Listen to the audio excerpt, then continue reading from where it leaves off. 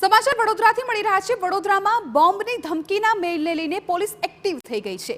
નવરચના school અને express હોટેલની ધમકી બાદ પોલીસની તપાસ તેજ। બંને સ્થળે પાઇપલાઇનમાં બોમ્બ હોવાની અપાઈ હતી ધમકી।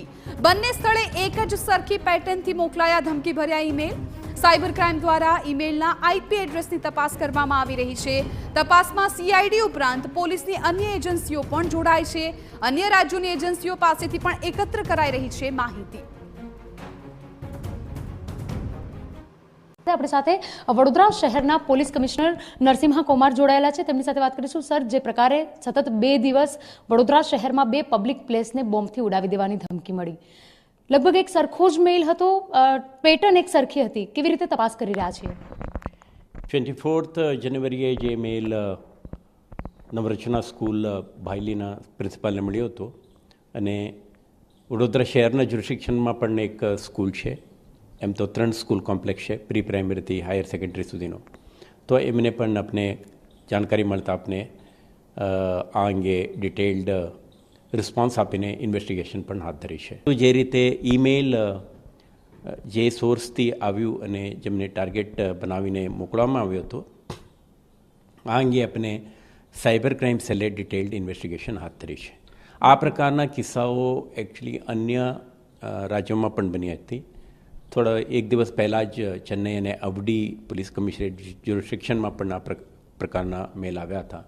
એટલે જ્યારે આ મેલ આપણા શહેરમાં મળ્યું ત્યારે તરત જ હું મારા કાઉન્ટરપાર્ટને પણ સંપર્ક કરીને એમના તપાસમાં શું નીકળ્યું છે, કેમ કે આમાં કન્ટેન્ટમાં થોડુંક તમિલનાડુ કોન્ટેક્સ્ટ જોવા મળતો હતો, આ અંગે પણ તપાસ કરી અને અત્યારે આપણે જે પ્રાઇમા ફેસી તો હોક્સ કોલ છે, પરંતુ કોણ છે, કેવા પ્રકારના ઉદ્દેશથી આ મોકલી છે, આ જોવાની પ્રક્રિયા પણ ચાલુ છે। બિલકુલ સર, હોટલને પણ આ પ્રકારનો બોમ્બ થ્રેટ મળ્યો છે, તેની અંદર પણ એવું જ છે કે પાઇપલાઇનની અંદર બોમ્બ મૂકેલો છે।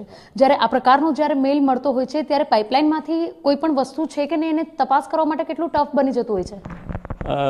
જ્યારે હોટલમાં કરીએ, હોટલ એમ તો G+4 બિલ્ડિંગ છે, કોમ્પ્લેક્સ છે અને અબાઉટ 32+ રૂમ્સ હતા અને કેટલાક ગેસ્ટ હોટલમાં રોકાયા હતા, કેમ કે એક મેરેજ પાર્ટી પણ ત્યાંથી 29 રૂમ્સ વર ઓક્યુપાઈડ।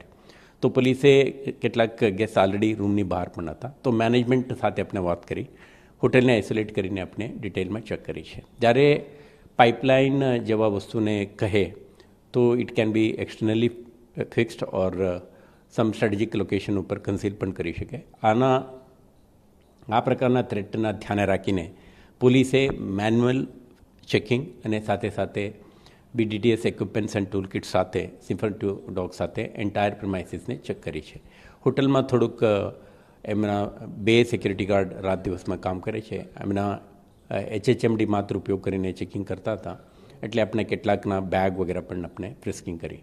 આમાં પણ જે રીતે આપે કીધું કે તમિલનાડુ કોન્ટેક્સ્ટના એક ઈમેલ મળ્યું છે અને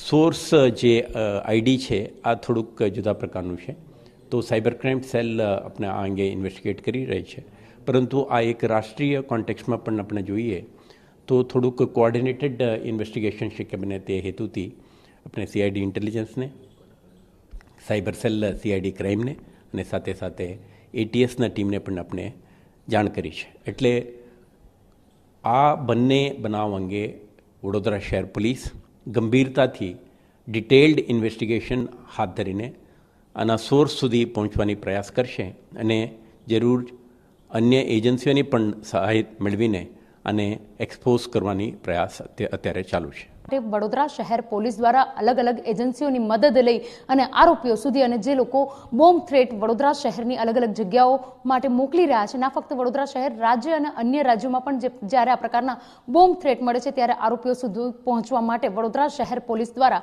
ખૂબ જ મોટી એક્સરસાઇઝ કરવામાં આવી રહી છે। કેમેરા પર્સન રોહિત ગોયલ સાથે અંજલિ ઓઝા, TV9 વડોદરા।